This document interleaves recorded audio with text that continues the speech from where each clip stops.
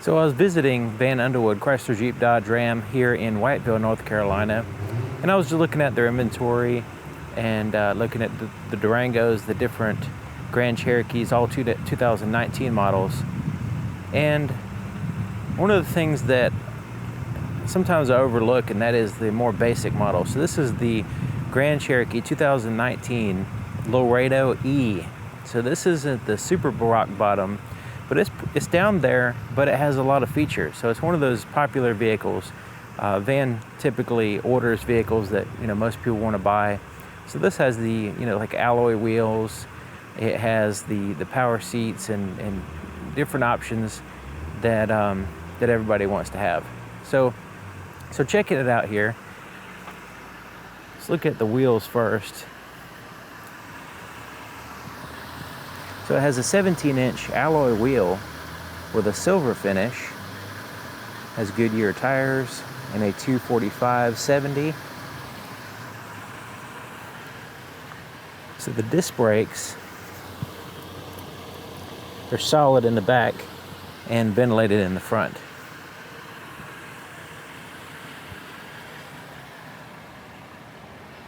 So here in the front of the vehicle, you have some chrome accents around the grille, gloss black, and the matte black at the bottom. You have some chrome around the fog lights.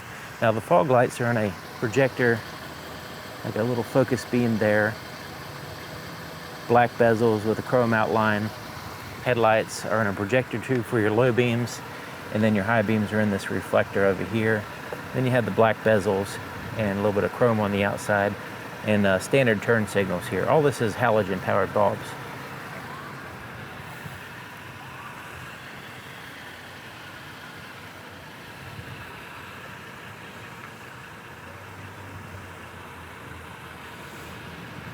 So this has the proximity key system. So here's the key here, and has the physical key on the inside as well. And you can actually use the key to open it up and change the battery, which is pretty neat. But it has the ability to unlock and lock, and you have the panic button. But it's really easy to use. Push this to lock the doors and put your hand behind the handle. There's a sensor on the inside here. It senses the key within a close proximity of the outside of the door and allows you access. Right now it's running, so the system's not going to work the same way. So this one has the blind spot system. You can see a little indicator there, a little triangle on the heated side mirrors. So it has the blind spot system to where if there's a vehicle in your blind spot, it will let you know. Also, it's a rear cross traffic alert system as well. So here on the inside of the passenger side door, you have the soft touch surfaces here and here, as well as here. And then you have a simulated wood grain and an ebony, a little bit of stitching. And then you have pockets here, here, and at the bottom. Manually adjusted seats here on the passenger side. Cloth seats, and it's like a smoother and then a textured cloth here on the inside. Check out the bolstering. And Grand Cherokees always have comfortable seats, so these bolsters are soft and not intrusive. And there's your leg room. You have your floor mats to snap in place. Soft touch dash, and then you have more of that simulated wood grain. Lock and glove compartment with a felt lining.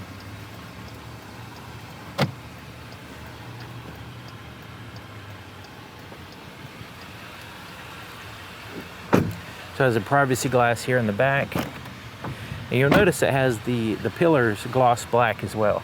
So that way it blends in the privacy glass and makes the whole glass structure one solid piece, especially when it's outlined with this chrome here around the entire glass, and then all black on the inside. It kind of solidifies it. You also have the chrome here on the top roof rails as well.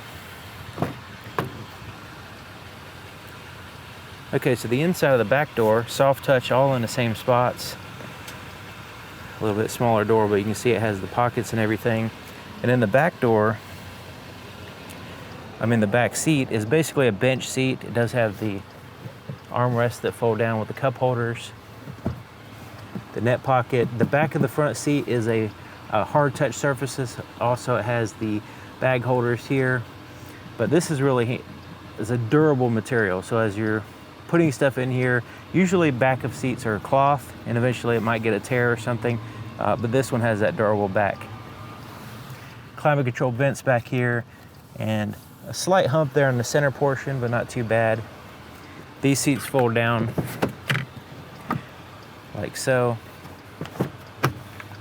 and it lowers the seat. The bottom portion of the seat kind of sandwiches it down, so that way you have as much room as possible up here, so it could be more close to being flat with the cargo space. It does have the latch system, and the anchor for the latch is right here. You don't want to confuse that with the tie downs back there, because they are rated completely different. You can also recline these seats as well, like so.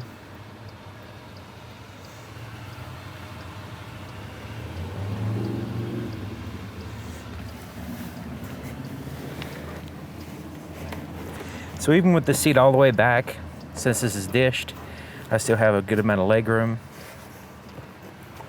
Headrests are adjustable. They don't go all down completely all the way, but they come up quite a bit. Have some lights up here, tie downs, handle. And these back seats are comfortable, especially with this reclining portion. I like that. Underneath the front seat is a pretty good amount of space for my feet. And I'm 6 feet tall, just to give you an idea. So looking at the back of the vehicle, at the very top, you have a black shark fin antenna, third brake light up here, and rear wiper, backup camera, very center position. So that's a typical thing for the Chrysler vehicles. They always have it in the very back, very center. No offset junk. So the tail lights are a combination of LED and standard bulbs. Then you have the parking sensors across the back. You can see them here. And then matte black down here. And then you have a bumper protector for putting in stuff in your cargo area. And the exhaust is a little bit hidden, but it's still visible. All right, open this up. You have two sources of lights up here on the underside of the lift gate. This is nice. At nighttime, it illuminates the ground as well as your cargo area. 12-volt power supply. It has a key on it because it turns on and off with the ignition. Then you have some bag holders here, a little storage pocket, more bag holders, and then you have a place to put a net pocket, tie down. You can also buy a cover back here. It's a like a, you know, the shade that pulls out, and then this lifts up, and there is a full-size spare tire with tools. Then you have these bins that are removable, and you can dump them. It's all cargo space. And this has like this little hook.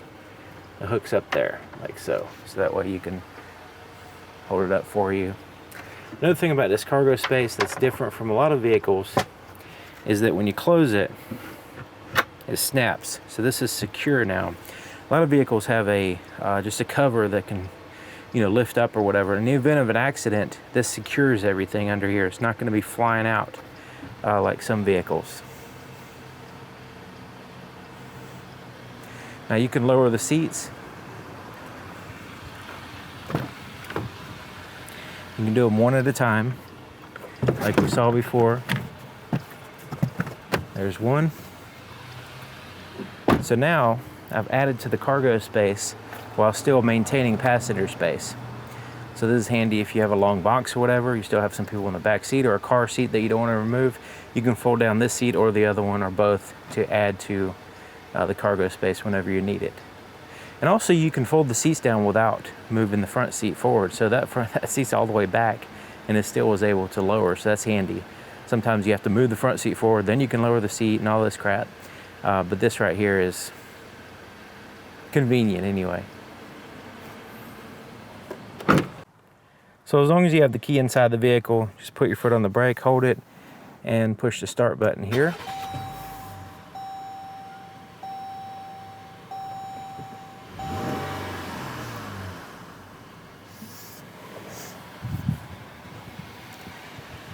Okay, so here's the floorboard in front of the driver's seat. You see that it snaps in place. And then the floor mat here, and also you have your accelerator and brake pedal with a footrest over here. It's all carpeted though. And then you have a foot actuated parking brake, which is engaged now. It'll be released up here. You can see the neat airbags down here as well. Let's go ahead and take a look under the hood. So lifting the hood, there is a latch a little bit to the right of center over here underneath that P. Let's move it to the left and lift the hood up. Now it's very easy. It goes up by itself, just a little bit of energy. And there's the latch there.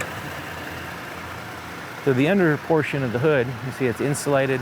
It has a seal across one side, not the other side. And that's because the air intake is right here. And that way you don't want any foreign objects getting in there. You want to have the air be indirectly pulled in. It has an insulated firewall. The firewall is insulated completely. Some vehicles have it just a little bit. This one goes all the way to the edges. You also have heat shielding back there as well next to the engine.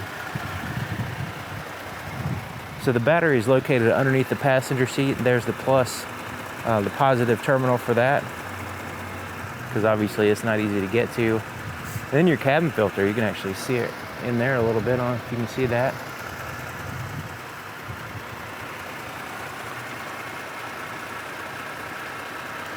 So you notice the engine bay is completely sealed up all the way around the outside. And it's covered up with plastic, but there's the engine. This one has the V6, 3.6 liter Pentastar V6, paired to an 8-speed automatic transmission. The inside of the driver's side door is just like the other side, except for it has a few more buttons here. The front two are automatic, one touch up and down.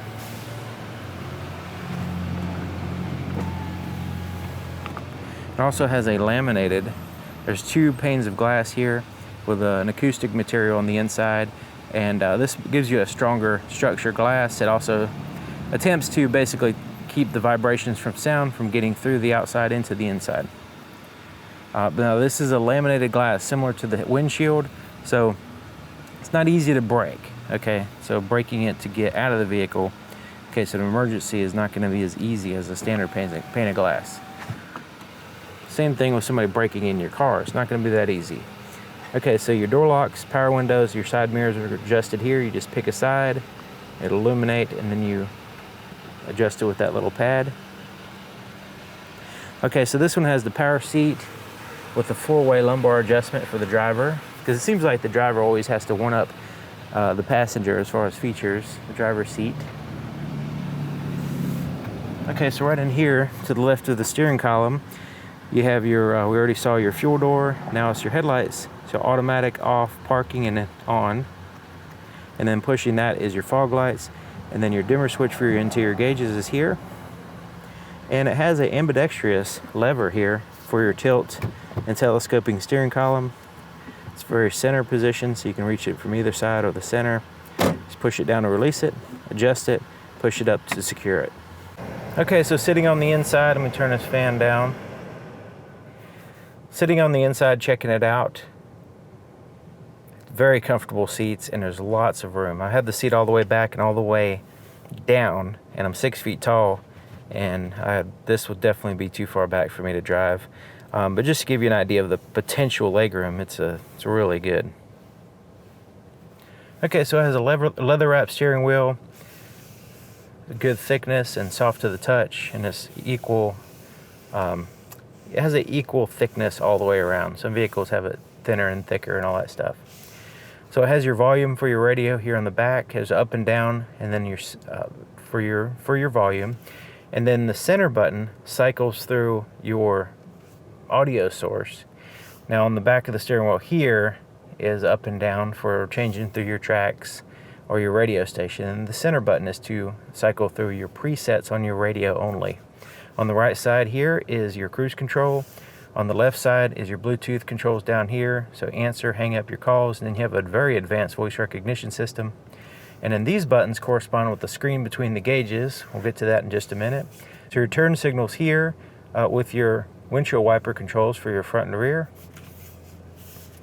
Okay, so right in here is your gauges. So it has physical gauges here on the ends. So on the left is your RPMs, on the right side is your engine coolant temperature, fuel gauge, but right here in the very center is a digital screen. So right now it's showing a digital speedometer, and what we can do is we can use these buttons over here on this side to scroll to the right or left. So we'll get the different view. So right now it's showing like a standard gauge where you can have the digital speedometer. Now, when you push OK and hold it, you can change to kilometers per hour. So right now it's kilometers per hour. All right, so you can both of these will be kilometers per hour. Let's go ahead and change it back to miles per hour.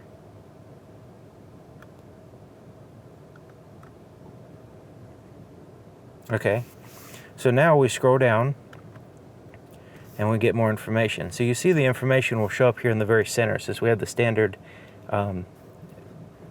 dial type speedometer there. But if we go back, let's go back here, scroll to the left, and now when we scroll down, the information will be here and the digital speedometer will pop up there. So this is your vehicle info screen, and basically what we'll do is we'll go to the right. So it starts off in this particular case with the tire pressure. Scrolling to the right, we have temperatures and pressures for the engine, transmission, and all that stuff, battery voltage, and then it goes back to your original screen. Scrolling down again, this is your fuel economy. So you'll have two of these to reset. So you can have, it shows your range, average miles per gallon, and then a real-time bar at the top. If you scroll to the right, this one will show the current miles per gallon, so you can have that on or off either way. But both of these are independently resettable, basically. Scrolling down again, same thing with this. You have A and B trips, and you can reset those independently. So you have distance, miles per gallon average during that distance, and then your time to travel that distance. Scrolling down again, this is letting you know what your stop-start feature is doing. Right now it's not activated. And then you have whatever your radio is doing. Any stored messages will show up there.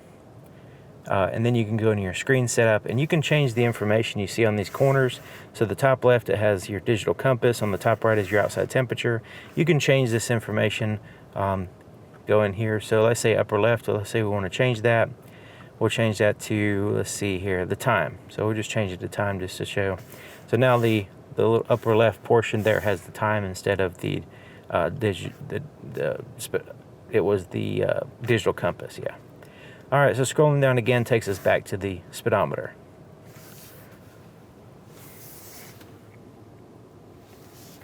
Okay, so here's your touchscreen. So this is the smaller style touchscreen, but it has the same layout as the larger screens. So it has the icons across the bottom. So right now we're in the radio icon. You can see there it has what's playing. AM, FM, satellite radio is all accessible here. And then you have your presets at the very top. You can adjust your audio here. Balance, fade, equalizer. Media is separate from your radio. So if you had like say your Bluetooth or USB, that kind of thing. USB 1, USB 2, auxiliary, and Bluetooth. Those are the different audio sources there for media. And then you go to climate. So you have some buttons down here for climate, but you can also control in more detail here. Fan speed, where you want the air to blow, your driver and passenger temperatures, and then your different settings there, front and rear defroster, recirculate the air, and all that stuff. So your apps will show up here. So the apps, you have the backup camera in which you can see without putting it in reverse, which is nice. Your climate control, media, all these are like these down here. So if we wanted to go to, let's say we have the compass right here. So let's hit that, just see what it looks like. Okay, so there's your compass. Let's say we want to change that to, let's change that to audio settings. Press and hold it and drag it down. Now we have audio settings instead of the compass. So, so that's basically what this screen is. All your possible icons that you can have down here, and you can swap them. Your Your next one is your phone. Once you pair your phone, you have access to your recent calls, your phone book. You'll be able to see what's going on here and have favorites at the top, and also transfer your call back to your cell phone in case you want to have a private conversation and not include everybody in the vehicle. All right, so the audio, this is the one we already saw that. All right, and your phone, we already saw that. Settings. So this is where you can go in and adjust your units, your clock, your display. You can also, let's say when you lock your doors, it beeps the horn. You can turn that kind of thing off. All right, so that's kind of a quick rundown of the touch screen. And you have some redundancy down here as far as your climate control and your radio. You have a volume knob tuned through the stations. That's very traditional. It's kind of like a rubbery knob. You can mute the radio, turn the screen off. If you want to turn it off, you just tap it to turn it back on. Four-way flashers are here. Fan speed, temperatures for your driver and passenger, front and rear defrosters, and all that. And then you have your parking sensors. You can turn off your stop-start feature. I like to do that. And then you can turn off Eco or have it default be on. Sport you can turn on if you like. Default will be off. And then your traction control, in case you need to spin tires, you can push that. Right in here is your two USB ports and auxiliary inputs, and they are backlit, which is nice. And then you have a 12-volt power supply in here as well. So this is actually has the key on it, so it'll turn off with the ignition. There's a felt lining, and this is designed where you can put your cell phone in here, because once you plug it in, a device, you can have Apple CarPlay or Android Auto here on the screen. It just has to remain plugged in. So it's nothing on there right now. But you do have the Apple CarPlay and Android Auto capabilities. Here's some cup holders, and it's backlit over here on the outside. It has these little adjusters right there. Here's the shifter, and we saw the backup camera. Let's go ahead and put it on again, because two things will happen. One, the backup camera will pop up when you put it in reverse. Another thing is your parking sensors will be activated. So you not only do you have an audio tone, but you also have a visual reference on where the object is. And there are active guidelines as well. So as I turn the steering wheel, it will also turn the lines here on the screen. There's neutral, drive, and then you have a manual mode in which you can limit your high gear, and you can bump that up and down like a ratchet shifter, so it's negative and positive, and you'll know what gear you're in because it'll show here on the screen. Little storage pocket right in here. Now if you had a four-wheel drive vehicle, your four-wheel drive controls will be right here. Okay, so here's the armrest, soft to the touch. Not super big, so I don't think I would share it with the passenger. It has two portions here. There's a top portion, so there's two levers. The top one opens up this felt lined area and has a place for wires to go in and out of. And the second one opens up the larger area, and it's black in there, so you can't really see all good. But it does have a little light under here, but still dark, and it's felt lined. And there's a 12-volt power supply in here. You can't really see it right now, but it's indicated by this, so it's right here. And you notice it has a battery, so this is actually directly connected to the battery. You can have it on, you can charge devices or whatever, even when the vehicle's off. And the wires go in and out of that compartment there. Rear view mirror has the manual day and night mode. Place to put your shades is here, and it has like a foam backing. You have tap lights. This is floodlight. That's more of a focus beam. So you have the focus beam, floodlight like that. A little ambient light shows up right here when I have the headlights on at nighttime. The visors have a little clip. A mirror with lights. They also slide out. Okay, so the visibility, so looking over my shoulder that way, so you can see it has lots of windows to look out. One seat is down, one seat is up. And then the side mirror there. Hopefully it'll give you an idea of what the visibility is all about. Also the rear view mirror. It looks good to my eyes. It's a lot better than my car.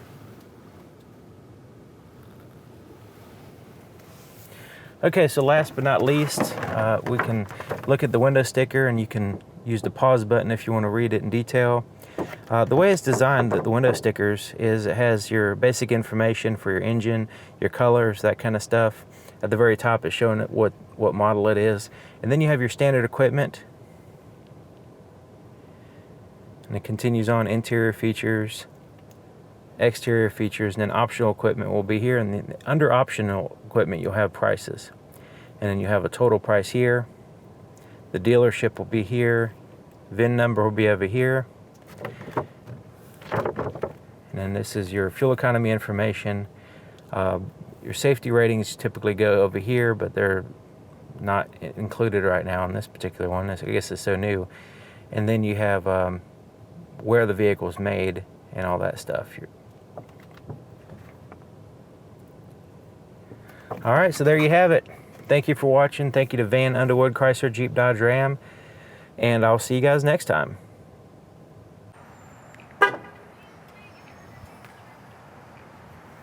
So one thing about vans is all the cars are lined up like almost on a razor's edge. I don't know if you can see that, but it's amazing how well he keeps his lot.